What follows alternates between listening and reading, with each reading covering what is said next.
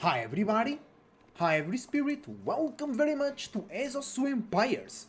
Today we bring you the first match out of a best of 5 between Shiki in the color blue as the Abbasid dynasty versus GiveUAnxiety on the color red, also playing the Abbasid dynasty. The map is Rocky Canyon, and this best of 5 is a part of Call to Arms tournament hosted by EGCTV. This is round 2, day 2 of Group C. And you can catch EGCTV live on Twitch using the links down below, and you can catch me live on Twitch as well using the links down below. Also, if you enjoyed the video, leave a like and subscribe, I will be immensely appreciated. Other than that, it's an Abbasid mirror, and actually, I enjoy watching Abbasid mirrors because you can open, or the players can open in different ways. Like imagine, if it is a French mirror, most likely it will be 1 million knights versus 1 million knights, because both players open with a school of cavalry, right? But on the Abbasid mirror, it's very different. One player might go for the economical wing, the other go for a military wing. We might see a trade wing out of nowhere. There was one that I casted yesterday. Both players went culture wing, and they both went fast castle, right? But they did slightly different builds, which resulted in a different matchup, in a very interesting matchup. So we have Shiki. Okay, we'll always like speed up these moments of just collecting sheep, guys. We know it's not important, especially on Abbasid or Muslim. I mean, actually, Ottomans, they actually Muslim, but they don't have the bonus berries. But they also they can go for the board too. So why they? Because they can have 8 sheep from Anatolian hills. So why Delhi and Abbasid have bonus berries but not Ottomans? They can't go for the board too, right? So see, economical wing versus military wing. So Shiki wants cheaper TCs, cheaper houses, cheaper farms. GUA, GiveUAnxiety, a pioneer in Age of Empires 3 and Age of Empires 4, will spawn 2 spears into archers to provoke some aggression, to deal some aggression. And I think GUA might be with a slight advantage over here, because his enemy will try to drop ATC super early. Maybe, no, you can't go for the board, so forget about it. Maybe here. And then GUA will have units to perturb that, or to delay that. Right? Let's see how they go. House of Wisdom. Stable.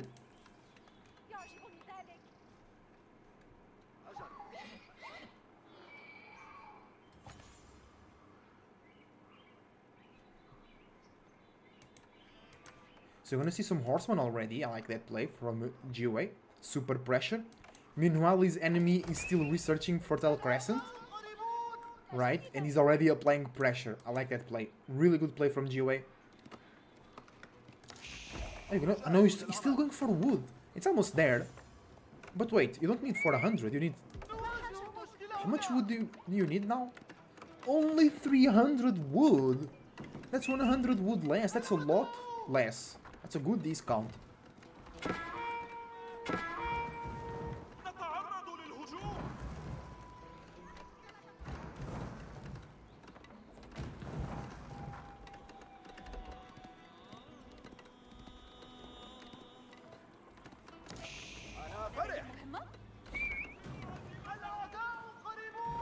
Alright, GiveUAnxiety, a play. He wasn't really able to deny that second TC because it's built really close to the first TC. So the units will die for TC fire. But he's applying pressure. I don't know, the idea was very good, but the result was not very good. Hi Coffee, welcome to the stream, how you doing? Como você está indo hoje? É, coffeezinho aí, não? We're watching an Abbasid mirror as we speak.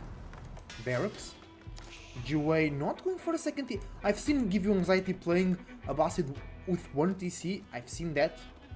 It's not uncommon for GiveUAnxiety to play 1 TC Abbasid. Eventually, he will have a second TC if the game goes a bit longer, but he wants to apply the most pressure as possible. Because the enemy went for a second TC, so he doesn't have a lot of resources to fuel into military, and also is going to be using more food, because both players have fresh foodstuffs. But you are using more food because you are producing 2 villagers in the same time where GiveUA only produces 1. So he has way more leftovers food to put into military than Shiki, right? Let's see how it goes. Guys, tell me how is the quality of the stream? Is the game sound good for you? Let me know, let me know.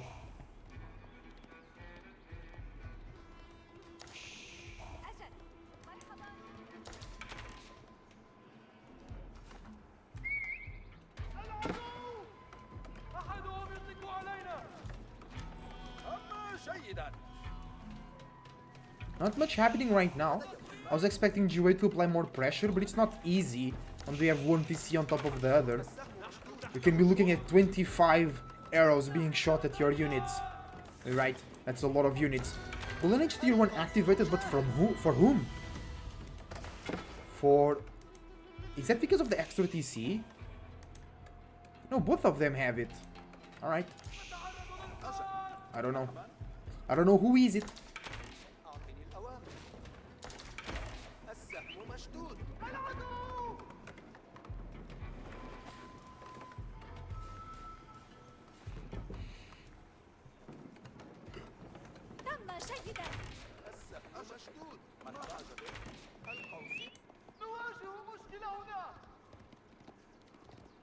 Let's go. I like army of GiveUAnxiety is starting to build up, and then remember, Abasi does not need siege engineering. They can build rams on the field immediately. So once GiveUA has enough military, I truly believe he'll just make a ram here or 2 and then push, because I think Shiki will have a hard time catching up to GiveUA. And also remember, GiveUA opened with the military wing, so he can research boot camp, which will give more HP to his military, to his infantry. So his archers and his spears will always be better than the enemy spears, at least on the feudal age, and archers as well. But because you're fighting against 2 TCs shooting at you, perhaps it doesn't make a huge difference.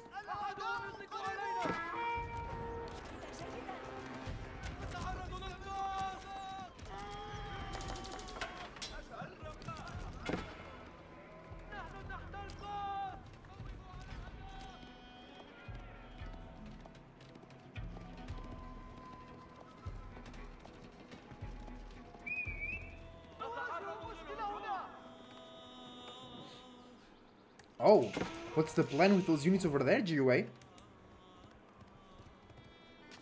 Alright, Revenge Horseman gets 1 villager. It's very funny when Avasi just sends 1 horseman to your base just to do damage. Sometimes they get 1 villager, but most times they don't do anything. And they provoke idle time, which is really important as well, especially on a mirror match, right? Because both players are playing Abbasid, both players have the Golden Age tier 1, plus 15 gathering resources.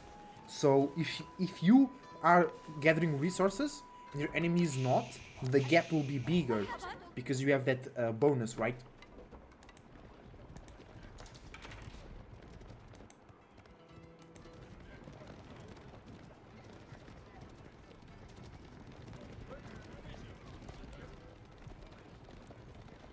GiveUA with a respectable army, Shiki with 20 units, but the thing is 15 archers, right? And only 5 spears, because GiveUA has a lot of horsemen. That's why these numbers are not so... The advantage is not so big for GiveUA, because he's making horsemen, which are more expensive and take a bit more time to produce. Because if he was only making archers, he could have 30 archers by now and have a huge difference, right? But his horsemen are actually a very good component for the fight. Another revenge. I think it's the same revenge horseman, actually. No, actually, it's another one. That one is sleeping. Walls created. GiveUA could be making some rams at the moment and pushing to the second TC. Oh, he's getting some vills. I like that, baby. Get them.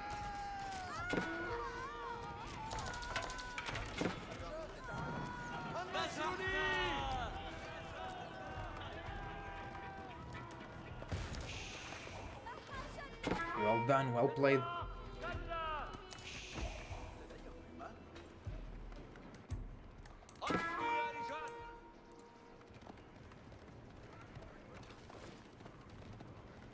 Joel with a lot of horsemen, bro. I really like his play. Ranged defense and ranged armor and ranged damage, I mean. Bro, is that Revenge Horseman? Yeah. Doing its work, guys.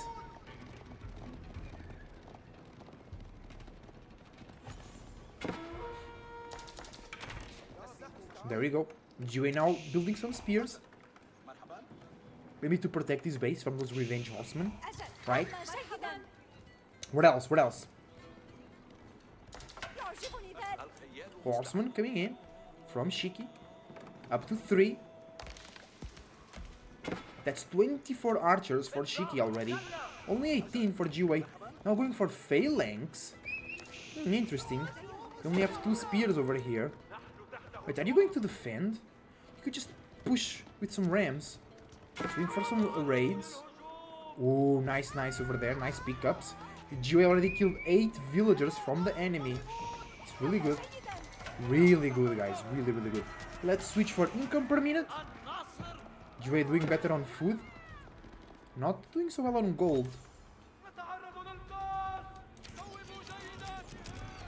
Nice damage. Picked up 10 villagers. The enemy is still ahead by almost 10 villagers.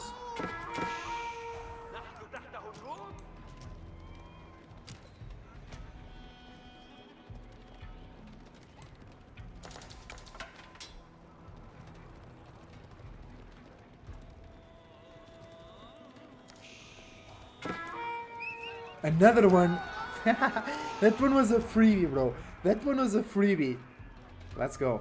Oh, double arrow slit here. That's actually be a good defense. That's a lot of archers for the Shiki. That's 28. I really... Yeah, you know...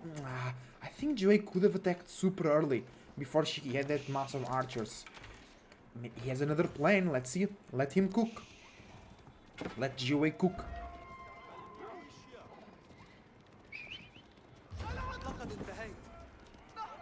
That scout.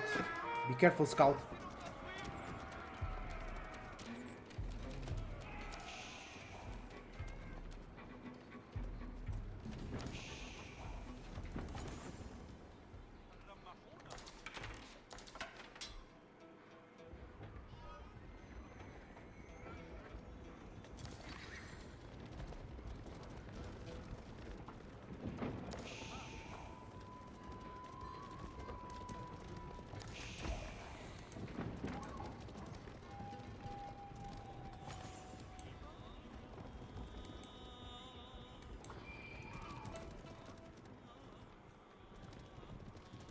That's a huge horseman raid. Where are you going with those, GOA?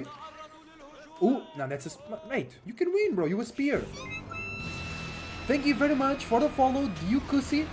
Arigatou gozaimashita. I wish you good luck for the games today. If you haven't played yet.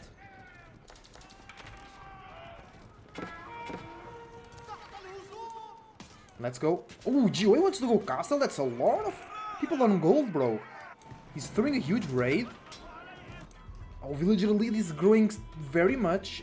GOA still, he killed 11 villagers, but the enemy is getting dangerously ahead in economy. There will be a point if GOA loses his army, the enemy will be able to just replenish way quicker and then do a lot of damage. Because GOA doesn't have the economy to just rebuild the army just like that. I really think there was a window for GOA to take down the second TC with some rams. But he didn't. Now he has to do damage otherwise. Horseman coming in. But Shiki is ready to defend. Remember, this is only the first match out of a best of 5. So you have a lot. Still have a lot to play. If you lose this one, it's important to win because you can be qualified for the playoffs. Imagine you are tied with somebody and you have more games, not sets, won. You go ahead. So it's really important. Even imagine that one of these players win this match, but they lose the set. This victory is very important anyway, right? But it's not. If you lose, it's not the end of the world. GiveUA going castle, right? Yeah, I guess GiveUA's thinking is like, I could do this feudal rush, but it's better to take my advantage to castle. The thing is, you have no advantage, at least economically. You have a bit more military, but I don't know, I start to fear from GiveUA. I think he was a bit too passive, right? But hey, I'm not the pro. He's the pro player, not me, right?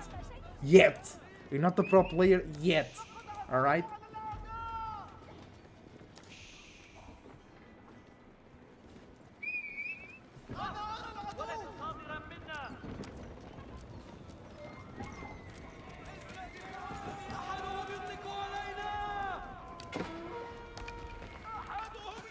Oh, Horseman Raid does not work very well there. They caught off guard.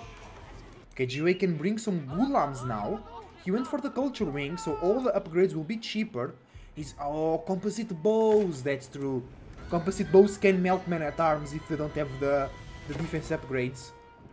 Because those archers attack really fast. All the upgrades coming in after preservation of knowledge, everything getting cheaper. GiveUA enjoying those discounts. Let's go, that's a big military coming through. Yeah, and like in theory, it's always better to build an advantage in feudal age and then take that advantage to castle. Because if you attack in feudal, you're risking too much, right? If you lose some units, the feudal economy is not that good, you only have tier 1 upgrades, right? You take more damage from the TC, you take more damage from the enemy units. But sometimes it's just what you need to do, because if you give more time to your enemy, especially when the enemy is on a second TC and you are not on a second TC, right? The longer the game goes, the better your opponent is. Look, it's almost a 30 villager lead. It's 21 villager lead right now. And once Shiki goes to castle, he can get upgrades. And the thing is, oh, GiveUA have upgrades too. Yes. But Shiki has more villagers upgraded. So the difference between the economy will be exponential, right? And we have the military wing, boot camp come in, composite bows can come in too. That's a good attack from GiveUA as soon as the enemy ages up. Perfect timing, because the upgrades are now coming in. They're not here yet. Great timing from GiveUA though. And the HI-84, it's a great game, bro. It can be played in many ways. You can attack and defend in many time windows, in many timings. This is a great attack. Shiki, down to 20 units. I think that's GG, I think he can't hold. GiveUA was really patient. I thought he was passive, but it was the right play in the end of the day. You see? You see, man, that's why I cast those games, bro. That's to learn, to grow. Gulams in the food line. GG gets called. Masterclass from GiveUA. What you expected from a veteran player. He knew that the window would be there. And as soon as the window opened, he went in and he got the win. Guys, thank you very much for watching.